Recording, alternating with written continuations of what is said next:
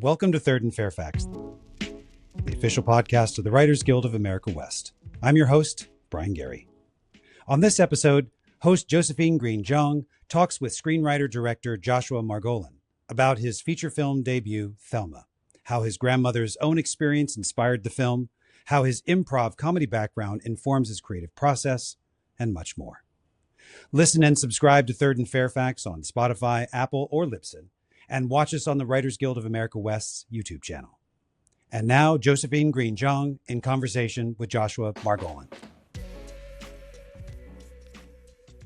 Welcome. This is Josephine Green Zhang with Third and Fairfax podcast. Today we have Josh Margolin, who is the writer-director of Thelma, starring June Squibb as Thelma. It's about a 93-year-old grandmother who's conned by a phone scammer and sets out on a quest to reclaim what was taken from her.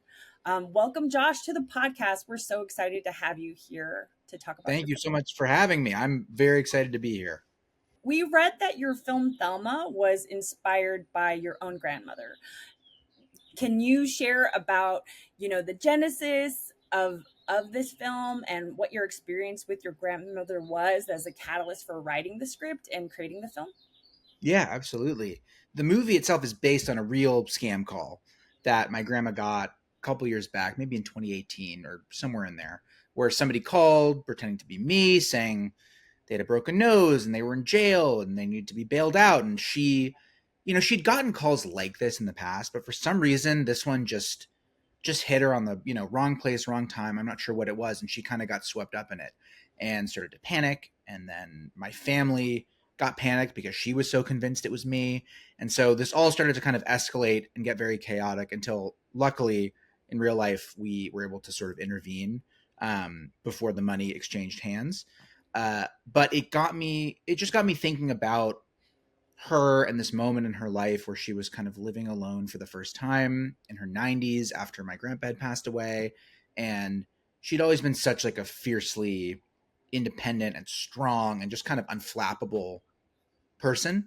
And seeing her taken advantage of in that moment, I think just kind of shook me up a little bit and got my wheels turning. And I basically started imagining what would have happened if she had sent that money and set out on her own to get it back. And I'm sure she would not have told us, and she would have found her way to kind of take things into her own hands. So it sort of became this, like, I guess a way to write an ode to her strength and to her character and to her spirit. Because she and I, just throughout my life, we've always been really, really close. We've always been kind of kindred. It's just been, my grandparents were always around as a kid. It never felt like there was this big delineation between like immediate family and then the grandparents. It was like they were always, they were picking me up from school sometimes. I was going over there. We were watching movies at their condo. We were our lives were very intertwined, which I felt really lucky to have as a kid and still do.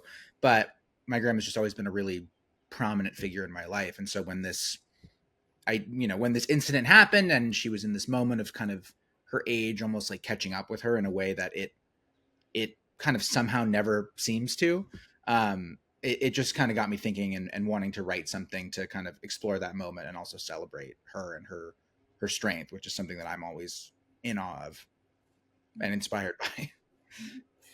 So when did it take shape as an action comedy? Like, when were you like, okay, this experience happened, but I'm going to make light of it?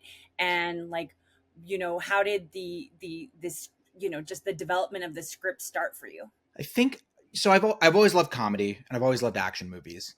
And I think something about the nugget of the idea itself felt really, I mean, it might sound weird, but somehow that idea just like the action DNA kind of felt baked into me in some way. Cause it's like this person setting out to get back what was taken from them. It felt like a really classic kind of genre premise in that way.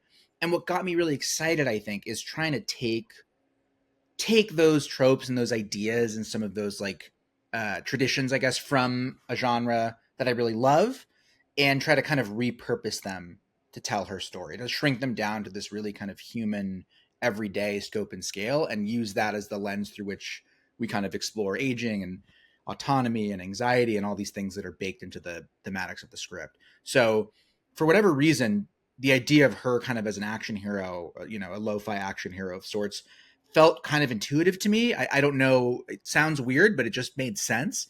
And as a person, like my grandma to me has always been, she's so funny. Like she's one of the funniest people I know, and she's also one of the toughest. And so those two things kind of just went hand in hand. And plus, I think there's also just there's inherent comedy in her, I think, taking on this mission while also wanting to make sure we towed that line delicately. So the comedy of the movie was never, oh, isn't this ridiculous? Or we're punching down or kind of poking fun, as much as kind of the fun and absurdity of going along for the ride with her, because she is pushing herself to such a limit and kind of, setting out on this journey. I think the fun of that to me also felt kind of baked in. But what's funny is that when we were making it, I never was really thinking of it. And even from a script place, obviously I was thinking of it as comedic, but there were so many things that were just naturally funny to me about her and about the setup and the situation that oftentimes I was just trying to think of it as sincerely as possible within the confines of something that I hoped was inherently funny. And so, I think that helped on some level with establishing a tone that didn't feel like we went parody, but that we still had fun with some of those genre tropes and ideas, if that makes sense. Yeah. Can you talk a little bit about the nuts and bolts of writing it? Like, Yeah. Did you write it over 3 months? Did you have to pitch it first? Did you, how did you come up? Because it also feels a little bit like a buddy comedy, when she meets, Totally. Richard, yeah. with Richard Roundtree, which is we'll get to casting. I'm so excited to talk about casting too. But was that baked in first, or did you already have Richard Roundtree as a friend Ben in mind? Would love to know. The nitty gritty, of course. Yeah. So I'm skipping over big sections here. The process of writing it's like, I think the first, and my memory for this stuff is so bad. I'm always like, I think I wrote it in this year. And then it's like, God knows when it actually happened. But I'm pretty sure that the first draft of it, I think I wrote in 2019 in earnest. And I think the first version of it kind of came out over a couple of months. Like I was, kind of outlining to a point. I didn't outline every little inch of it, but I outlined the major motions of it. Especially as they kind of grafted onto the action movie structure that I was trying to kind of reshape. So I had like some kind of touchstones and tent poles throughout, but I think the initial draft was probably over the course of maybe 6 months, a little under that, something like that. And then I brought it into my there's a writers group that my friends and I have that Zoe Worth, my producer, and Chris Kay are both in. And that Zoe hosts at her place and started, called Rock and Roll Universe, that a bunch of us do together on Thursday nights, where we'll bring work in and just share with each other, try to keep each other accountable, give each other thoughts or encouragement. And I brought the script in there. And because I never kind of designed it to pitch. I always knew I wanted to make this. I was writing it to make it. So I wrote the thing on spec. I wrote it on my own. And then I brought it into this group and read it for them and got such a kind of warm reception and a lot of encouragement and really helpful thoughts. And so we kind of organically ended up teaming up out of that process, because they were both looking to produce something and try to do something on an executable scale, but that they, could get behind and get excited about. And I was really, happy and thrilled that they sparked to this. And so out of that, we all kind of teamed up and decided we were going to try to make this thing happen. And I would say over the next couple years, in fits and starts, I was doing some revisions. I was tinkering. Things were getting, I think, crystallized. Some of the arcs were getting, I think, sharper, and just, making sure they were ping-ponging off each other and feeding each other properly, especially because the movie deals in, a couple different genres, so to speak, just wanting to make sure nothing felt too gear shifty. And I think in writing it, what was nice is that there was always kind of a North Star, because it was based on me and my grandma and members of my family. There were like, even if things aren't exactly one-to-one with life, there were a lot of true nuggets and moments and ideas that I could always kind of run through the, like, okay, would my grandma say this? Like, would I say this?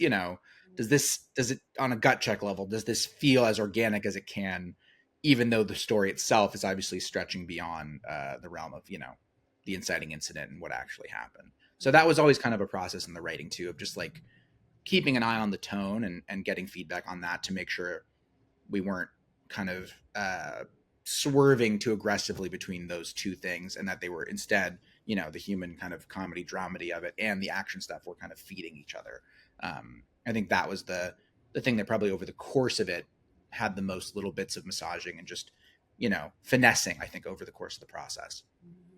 And at what point did you create the character Ben and then realize that that was going to be a part of Thelma's journey? Ben was sort of early on in the process, and it's funny too because Ben is definitely the most like he's the most like of all of those central ones, the most, I don't want to say invented because he is kind of based on people that she has in her life, but he is kind of the most invented because he's, you know, obviously, you know, my character is inspired by me. The parent characters are, you know, have inspiration pulled from my real parents. The Thelma character is very much a lot like Thelma, but the Ben character was sort of a mixture of a couple friends of hers in her life. I knew she was going to have some partner, someone she would team up with at some point in the journey who would kind of have another perspective on the moment she was in. Someone to kind of be her, you know, her unlikely partner, or her, you know, her the counterpoint to Thelma on the journey, but someone really necessary. And so that character sort of evolved over the course of that process too. And I think in writing that one too, it always, that of the characters, sometimes the Ben one took me a second to kind of get in the rhythm of, because he was the most invented. It was the furthest from, you know, someone who I could use that gut check for. But as I started kind of zeroing in on that, it felt like he got clearer and clearer to me. But yeah, it's like, you know, certain characters like sounded really right from the start. Others, like their arcs felt really clean, but the moment to moment needed a little massaging. The Daniel character was one where I thought, honestly, the dialogue I always really bought, because I was like, that's what I would say. That sounds right. That sounds natural to me. But the arc, sometimes it's interesting when you're writing something kind of based on yourself. The things you think are coming through clearly are not always coming through as clearly as you think, because you're so close to it, at least in my experience. And so having my producers and pals get feedback on that and make sure those ideas were sharp as they could be was something really helpful in that process too. Yeah. And the Daniel character played by Fred Heschinger, I think. Fred Heckinger, yeah. Fred Heckinger, yes. That's the grandson. Yes. That was you know, much like your voice in relationship. Yeah, exactly. So I want to, when did you feel like you were done with the script and you had your producers from your writers group? Like, what was the next step in like making it? I guess we almost never felt like we were done with the script, even though the bones of the script felt kind of not done, but solid from an early draft, which was good. Like the basics of it felt really locked in, but we were tinkering kind of up to the moment, especially with actor sends when we were sending, because a lot of that process was, you know, sending it to different actors and getting their reads and hoping they'd spark to it and then talking to them about it. And whenever we would do that, we would go through the script and kind of do a pass for that actor, not change anything fundamental, just kind of hear the lines out loud with that person in mind and kind of be like, would they say this? Or like, maybe we sand this down a little bit, or maybe we add a little juice to this line because, you know, they can pull that off. So we tried to be pretty thoughtful about those sends on even a script level. And so I think we were always kind of fiddling with little things, but the really nice thing that happened early was June Squibb came in first. She was the first piece of the puzzle, kind of simultaneous with my producers. And once she signed on, I was like, oh, wow, okay, we got to move, because this, you know, she was who I always had in mind and who I always hoped it would be. And my friend Beanie Feldstein very generously shared the script with her because she had just done a movie with her. And June thankfully sparked to it and wanted to do it. And once we had kind of that core team, we were like, okay, let's push. Let's really try to get this thing done. And Fred was the next piece of the puzzle. And then we kind of just kept chipping away. But we were making little adjustments and tinkers to the script, I would say, kind of up to the moment we shot almost, just because even in prep, you know, logistical things come up where it's like, okay, we can't find this location. Can we zhuzh this a little bit so it'll work in a location we can get access to? Just trying to not sacrifice anything fundamental, but trying to make sure that we could be nimble too when it came to like needing to execute on the thing. Mm. I mean, in today's marketplace, it's such a miracle to get an indie film made. So, it just a testament to that it's up on screen. It's a beautiful film, and to even have a theatrical release too. So, just what would you say has been the greatest challenge during this process from page to screen to theaters? I think one of the greater challenges, it's sort of twofold. There's one thing that happened early on with this movie which was, I guess that this isn't quite a challenge, but it's sort of something that you think would be a challenge. It ended up kind of being an advantage, which was a lot of people were not going to be on board for a kind of lo-fi indie action movie with a 93-year-old lead. Like, just as a recipe, it was like people were either going to be like, oh, great, I get it, I'm in, I want to see that, I haven't seen that. Or, okay, this sounds nuts, like, I don't know how you're going to pull that off. No, thank you. And what's nice about that is it really weeds through a lot of kind of BS. It weeds through people kind of dancing around it, which was actually, the ways in which it seemed like a challenge in some ways were also the reasons that the people who really responded to it were all in. And so that was something that we were obviously worried about, and certainly had its complications, but it ended up being kind of this tool almost to be like, hey, we really believe in this thing.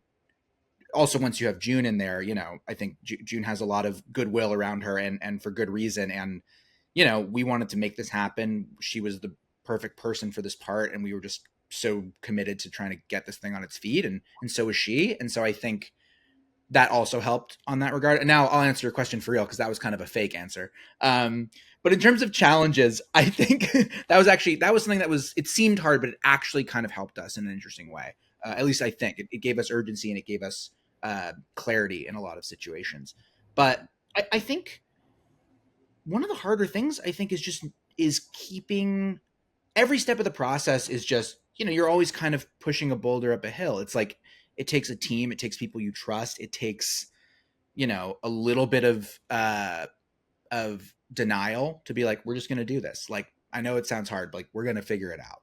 And I think for me, it's like at each step of the process, there was a version of just needing to kind of believe in the thing, even if it seemed like it was unlikely, or it seemed like, oh no, what if this doesn't happen? What if that doesn't happen? Post was kind of a weirdly challenging time, not because there was anything that dramatic happening, just because you're looking at the thing. I mean, especially for me, because I wrote it and I directed it, and I also edited it. So I was just with it for so long in such an intimate way. And again, I think I was very lucky to have my producers around me who gave me really good feedback, and we screened it for friends and smart, collaborators, which was always really useful. But that process it's hard to expose it to people a bunch of times and try to figure out kind of where the line is between feedback that feels fruitful and feedback that you're like, oh wait, like that's definitely a valid thought, but it's not what I want to do at this moment. Like, where to stick to your guns kind of, and where to compromise. And that took a minute, I think, for me to kind of just to find that balance. Like, I'm really happy with the way everything came together, but post, ironically, kind of in some ways you have the least options because you have what you have, and in some ways that's really nice. It's not this totally could be anything process, but at the same time, you're with the movie a long time, and towards the end of that process, sometimes it can get disorienting, I think, in terms of like what choices are the right choices, or what choices are what are the right balances to strike, if that makes sense. And so I found that kind of uniquely challenging, just in terms of kind of keeping your eye on the prize, but also being open to change and being open to going like, you know what, this thing actually, I liked it in principle. We're seeing it on its feet. We don't totally need it. Whereas this other thing, okay, maybe it does X, Y, and Z to this moment, but we really need it because it pays off here. So I think just that balance was kind of an interesting challenge. And one that was, new for me. Just a reminder that, when you're with one of these things, you're with it for a long time, and you got to kind of just pace yourself out and know that it's a bit of a marathon. Yeah. How did you keep fresh eyes, being with it in so many different iterations, especially as editor? Yeah. I think what helped was showing it to people. like kind of letting some sunlight in, both showing it to producers and getting everybody's thoughts and feedback, but also showing it to, you know, some strangers, but also like friends and friends of friends, and just kind of getting it in a room in front of people, and going away from it for a minute and coming back to it, like just trying to find ways to shake up the way you're looking at something. We also had I had a couple days with this great editor named Chris Donlin, who came in pretty late in the process, kind of for this last leg, and was just this really wonderful set of outside eyes who could kind of come in and be like, here's some thoughts. You can maybe tighten this up. Maybe this moment can do that, just genuinely actual fresh eyes from an editor's perspective. And that was really, really helpful to do. And I'm really glad we did it, because I think it got us that extra, X% toward feeling as polished and as crisp and as well paced as we could be, which was, exactly like late in the process. Those things were harder to see when you'd been with it the whole time. So that was really helpful. I'd say that and sharing it with, with different audiences and kind of getting a sense of how things are feeling. It Also, also sometimes go ahead.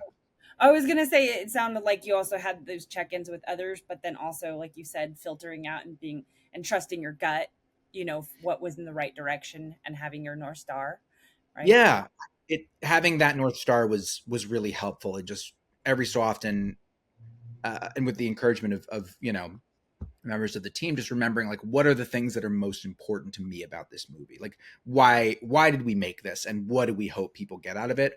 And through that lens, like, what are the things we can and can't lose, or can and can't, achieve? So yeah, it was that. It was a mix of outside and gut check, and just like getting back in touch with that, that North Star. It's a good way of putting it. At what point did you show it to your grandma? I showed it to her as soon as possible, because she's in her hundreds, and I was like, I need her to see a version of this whenever possible. And so the version I showed her, kind of an early cut with like temp music and temp, score, or same thing, temp music, temp sound design, all of that. And I think she both like was really wowed by it, but also like couldn't hear it that well, and was kind of like trying to take it in.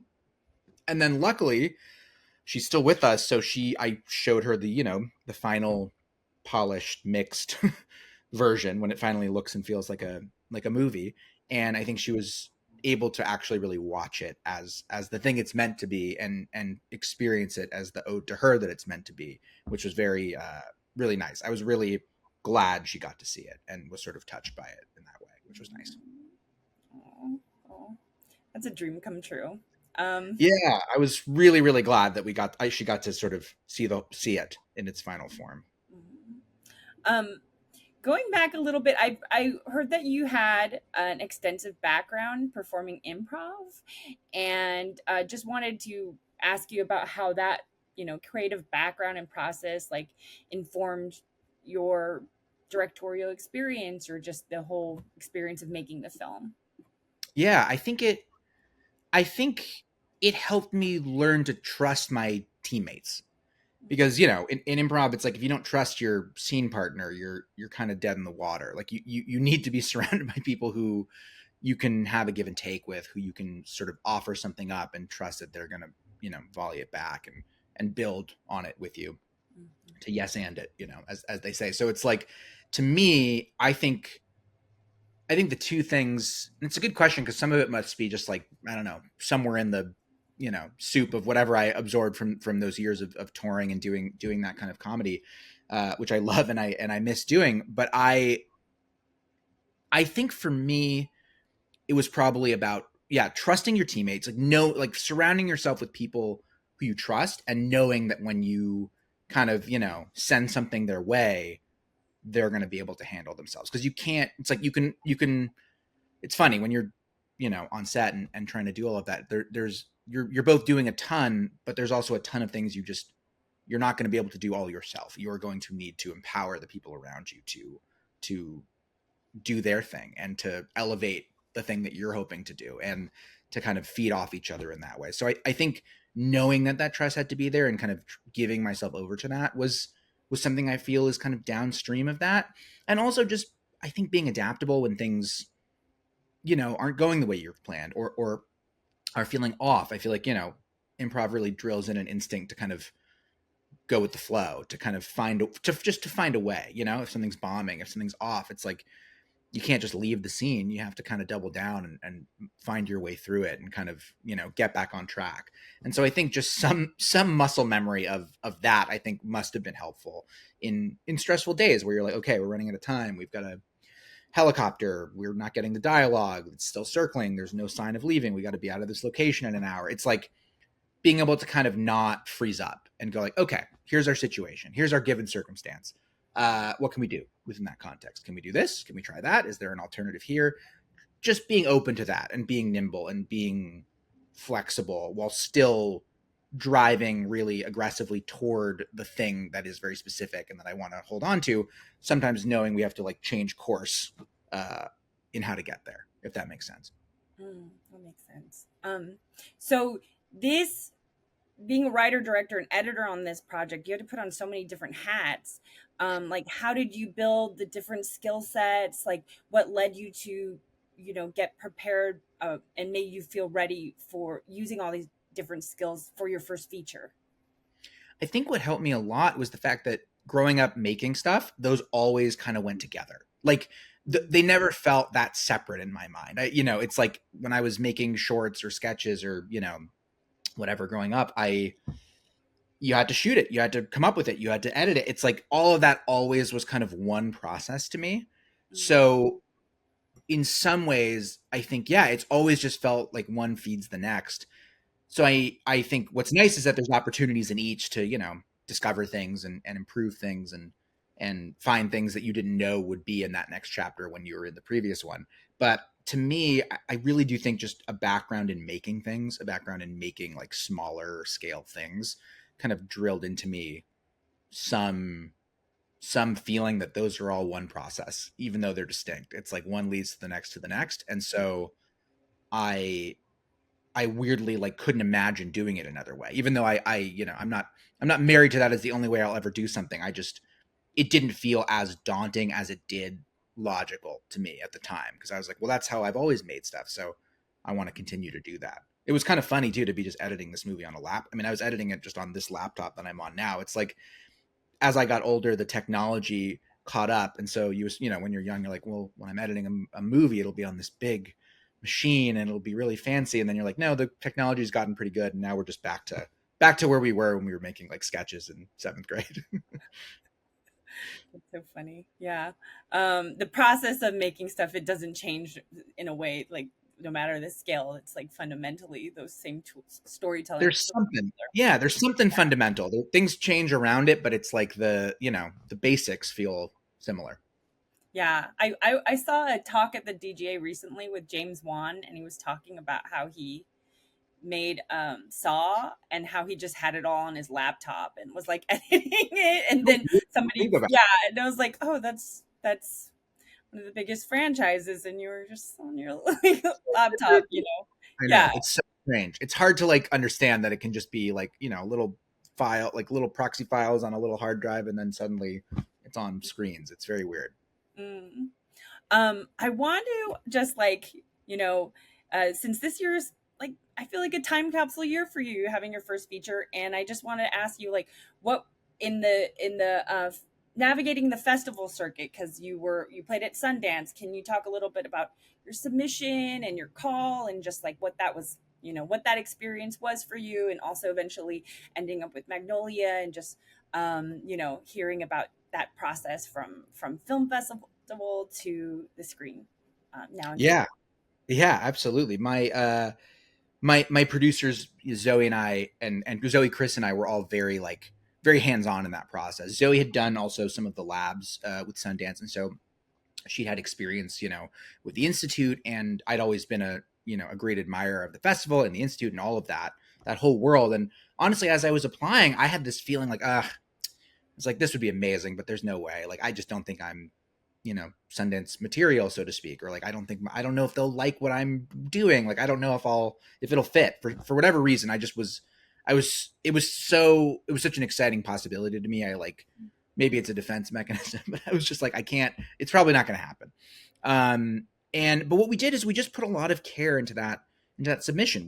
I wrote those answers to the questions, went over them a bunch, got, some feedback, just made sure they felt, again, kind of as succinct but communicative and kind of representative of the thing as they could be. And then we ended up submitting.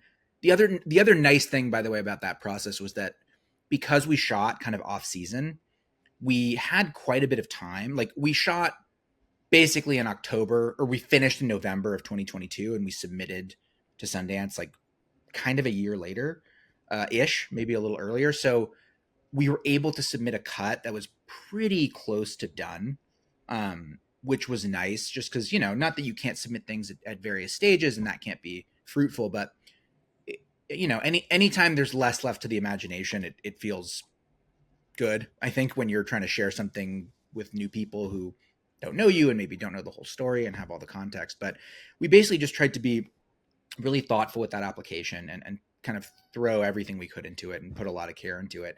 And then we got a call. Yeah, I got a call from a guy named Adam Montgomery, who I was driving, and I got a message, and they were like, "Hey, this is Adam from the Sundance Festival. Like, we have I have a couple questions for you if you can give me a call." And I was like, "Oh my God, what could this be?" And so I pulled over my car, and then I called him back and was like, "Hey, hi, this is Josh. Like, I heard you have questions about something." And he said, "I actually only have one question. Would you like to premiere the movie at Sundance this year?" And I was like, "Oh my God, that would be, an absolute dream come true." It was an amazing phone call. One of the best phone calls I've ever, if not the best phone call I've ever gotten in my life. But it was really, really cool. It was just like, and the festival was so, so lovely. And I feel like a lot of gratitude to them for accepting us and supporting us and giving us a place to kind of launch the movie into the world. And that experience was so fun. It was stressful in those first couple of days because it's a whirlwind and you're getting there and it's busy and it's exciting, but I'd also never been before. So this was my first time there with this movie and kind of being on the PR circuit for those first couple of days. So it was kind of like thing. It was a lot of activity. But it was fun. And it was like, we were kind of just flying from thing to thing and just trying to kind of keep our wits about us. And then pretty early on in the process, we started talking to Magnolia, who came to our early screening and was interested. And we were talking to a couple other places as well. But what was so wonderful about Magnolia, and luckily, again, our whole team was pretty much on the same page here, which is nice. And I think not always the case, depending on what your offers look like and what that moment shakes out to be. But Magnolia was they got the movie and they saw the movie the way we saw the movie. We saw the movie as something that wasn't just for older people or younger people, but had a way for kind of anybody to plug into it. And I think some other places might have thought of it a little more as like a more niche play. And our feeling was like, no, I think there's like the whole way the movie was made, the whole concept was to sort of treat these characters like you would characters of any age, with obviously the specifics of their moment. But to not make it feel like this siloed thing. It's like, it's this adventure movie and they happen to be 90 and 80. And so they got that. They got the tone. They got the idea. They got the ethos of it. And so it felt, and not to mention, they wanted to take a big theatrical swing with it. They really believed in it and wanted to try to push it out there in a way that felt really kind of not just in line with what we wanted, but like beyond our wildest dreams of maybe what that could have even been. So what was lovely is they felt from the get that just felt really right. And then they've been really, really awesome to work with, really collaborative, really respectful of the thing, always going back and forth, like kind of unlike any experience I've had, honestly, in doing this. And it's been really like, I think I've been thoroughly spoiled in so many ways with this. And, I don't anticipate things always kind of falling into place the way they may have on this one, but it was a really blessed process in that way. And they've been just great partners and partners who we feel we can talk to and have a lot of pretty easy conversation with. And it just feels like we're all working together to kind of get the thing out there as much as we can and, get it seen by as many people as possible. Definitely. I mean, it's such a beautiful, poignant film and so funny. And those poignant moments really sneak up on you. Like, I just feel you dealt with a lot of themes about, about what it means to age and what it means to accept help, but with this like fierce, grandmother character played by June Squibb. And, like, was there, I guess like those themes of seeing, Ben, I don't know, I don't want to spoil it, but I just like those themes of like feeling empowered.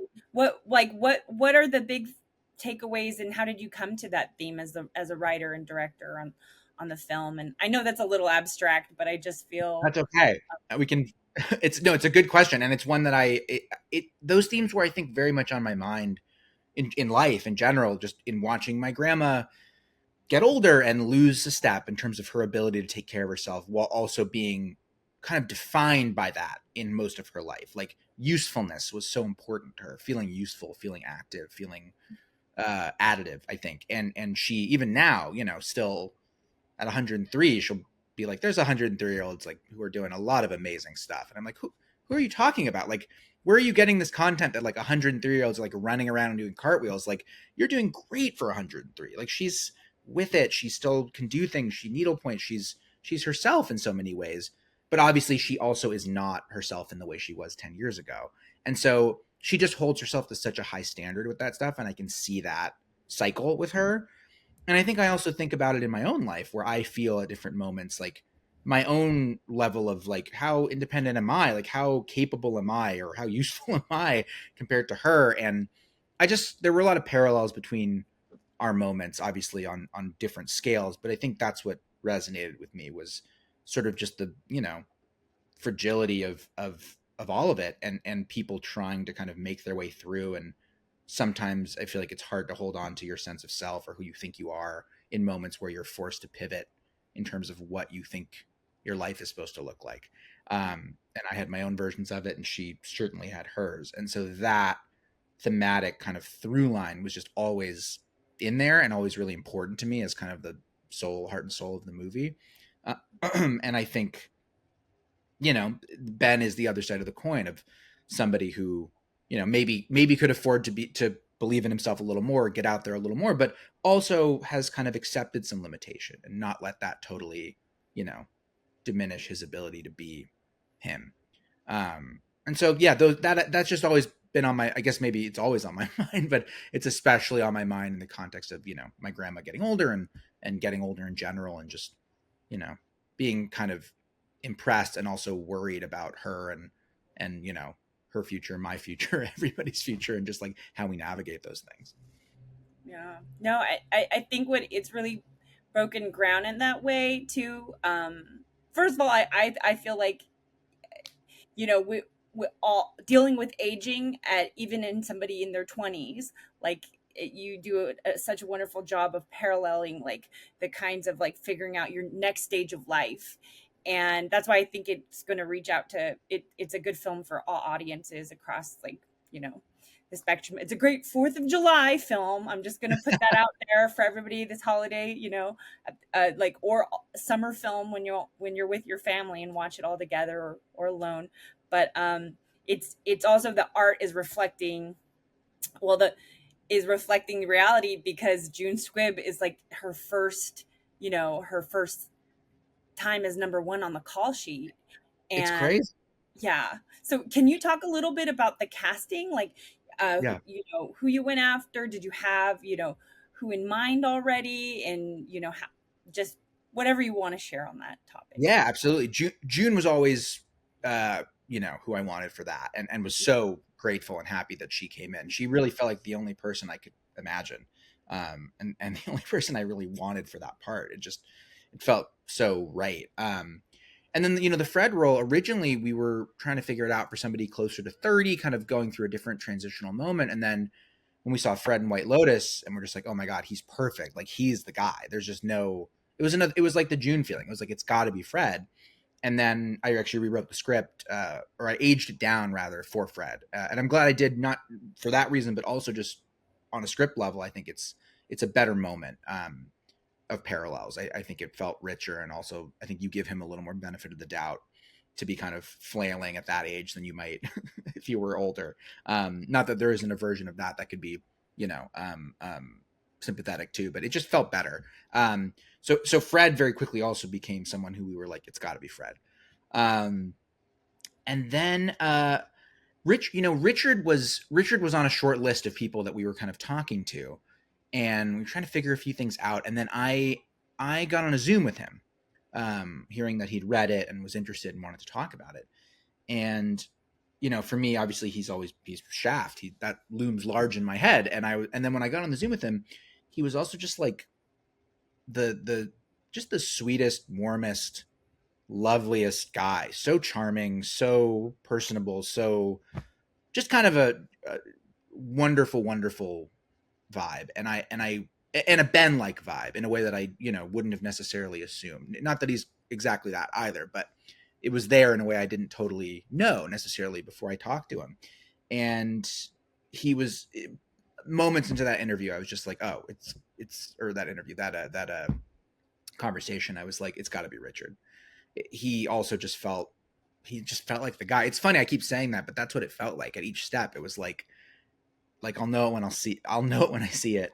And then when you see it, you're like, okay, that's it. And something about his energy and June's energy, they felt complementary. They felt really different, but like they could exist in the same universe and complement each other. And I was lucky too that the two of them really got along and loved each other. And there was a lot of respect there and a lot of admiration. So it got off to a good start with them, which was really, really nice.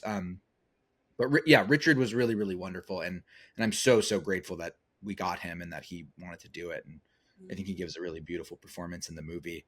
But then we also, Parker and Clark were also, kind of in that dream casting world of like, okay, these would be, the parents were interesting too, because it was like, depending on who fills one slot, the other person kind of needs to fill, the vibes need to kind of counter depending on who you have. And the alchemy of Parker and Clark, we went through this process with our casting director, Jamie Ember, who did really a wonderful job on the movie. And we all agreed that like something about the two of them together just felt like they would have made Daniel. Like somehow that just added up to us and felt like a family.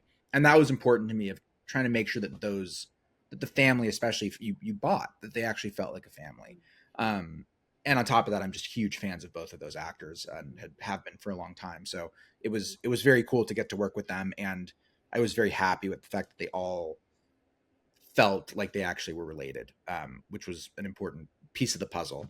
And then with Malcolm McDowell, that was kind of like, he had always been on our list, and we were trying to figure out that part. And we had a version that was a little younger and then a version that was a little older. And we ended up doubling down on the version that was the older version of the character, which I like a lot for, thematic reasons. And Malcolm jumped in, thank God, kind of, that we got to that part later in the process. And so I think we were already shooting when he officially jumped in, but he was really tired. He was coming back from a movie. He was like, I'm not going to work for a bit. And then he read it and he was like, okay, I'll do it, which was very cool. We were like, oh, amazing. He's in, which was very sweet of him to kind of, rally and make it happen. But he did an awesome job too. And when I was in that, when we're in that scene with Malcolm and June and Richard, it just, all of them have such storied, wild careers and have done so many amazing things. It was really a privilege to work with all of them and a gift to the movie. It was such a film lover's like Easter egg to see them both. See him too was just really cool. And yeah. Parker Posey, it's just like very amazing that it all came together. I have just one last question and a quick rapid round. Yeah. So as now an action comedy filmmaker, what were some of your inspirations or recommendations? I know Mission Impossible may be on this list, but yes. Like any that inspired like your like Greta Gerwig homework list that you may have. God. I gotta prep this and do an official one for you, but for now, the ones that come to mind are obviously the Mission Impossible series. Just like I love the sense of practicality that's baked into it. Just the idea of like doing what you can for real and trying to actually watch people kind of execute on these feats. And that was a lot of the alchemy that I wanted to kind of shrink down into this movie, of like as much of it as could be June, as much of it as we could sell as June, as much as we could hug reality while also having fun with the premise, to me, that felt like the most fun way to do it, as opposed to her feeling, invincible or, just becoming kind of a cartoon action hero. It's like, let's actually look at what strength looks like for her, what it looks like in daily life. So the Mission Impossible movies were big inspirations. It's funny. This would probably not, I don't know that this would be apparent, but I do think, just on the action side of things, honestly, what I watch a lot of, and I've been a longtime fan of, are just all of the sort of Chris Nolan action movies, especially obviously The Dark Knight is amazing. And just, it's a very different thing, but what I so respond to in those movies and in the action in those movies is the sense of reality. Like the not sloppiness, but like, cause it's very precise and very choreographed and very impressive, but the humanness of it, it somehow feels very like, there's just a tactileness to it that I really respond to and, think about. I think when in my pitch deck, I talked about like, the camera being rigged to the scooter the way we're rigged to like Tom Hardy's plane in Dunkirk. Like, obviously the scope and scale is incredibly different, but the principles are the same. Like, we're going to take these things, we're going to shrink them, but we're going to do them earnestly and try not to use them as parody, but to use them as actual action tools. So I'm very, very inspired by those movies, and always have been. I always laugh about talking about them in the context of this movie, just because it's like they're different animals, but those movies, I'm a huge fan of his movies and his work. I'm trying to think of other, action comedy stuff. Man, what are some of the ones that have really stuck with me over the years? I mean, the Edgar Wright, like Hot Fuzz and Shaun of the Dead, like those movies are just they do such a wonderful job of being so formally exciting and expressive. Scott Pilgrim, just all the Edgar Wright stuff. They're so expressive. They're so fun, but they're also so human. And that's such a feat too, because they're not, I wouldn't call them grounded, but I would call them like just so just somehow really human. It's just an interesting feat to be able to be so stylized and also so affecting.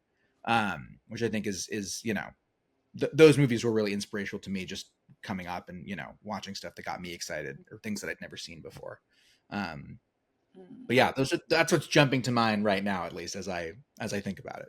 That's a good list. That's a good list. Solid. I mean, that makes you think how the best comedy, people aren't trying to be funny. They're always like just grounded into like really, their objective is like real. So yeah, trusting that the funny's in there when it's there, and then just playing it straight.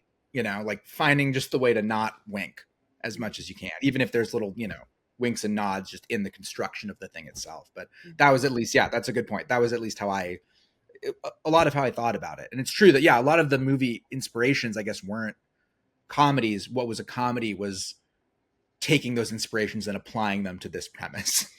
Mm-hmm. Mm-hmm. And that's kind of where that was born, or where the humor was born in the movie. I see it in the film, definitely. No, okay, quick rapid round. Yes. Well, some of it may overlap. So, what's your favorite film? Ooh, oh my God. Oh, that's so hard. I don't know. I'm going to say The Dark Knight because of what we just talked about. Okay. Favorite TV show? Oh, I'm going to say 30 Rock. What's your favorite movie snack? Dots. And a career that you would choose other than writer, director, filmmaker, out of this business. Oh man, I would be so bad at all of them. What is a career I would choose? I will be a doctor, but I'll be very bad at it, so no one should come to me. Okay. Maybe researching. Maybe researching. I was just like, what? I was like, that sounds nice, doctor. I'll do that.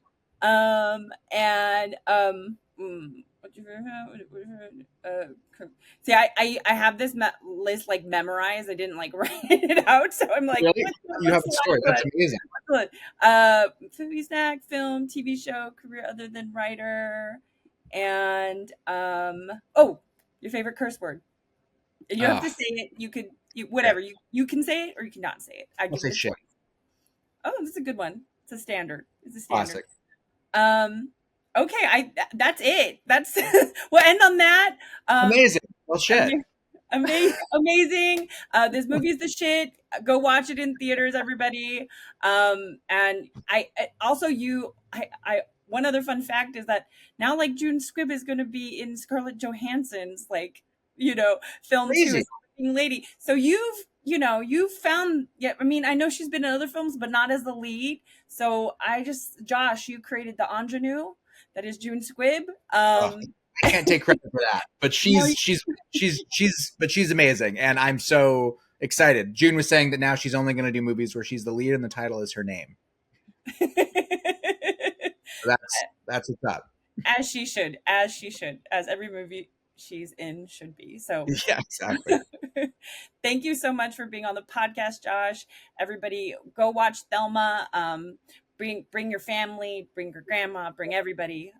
It was just such a joy to get to interview you and talk about your film. Congratulations. Oh, well, thank you so much. I'm so happy to be here, and yeah, thank you again for having me.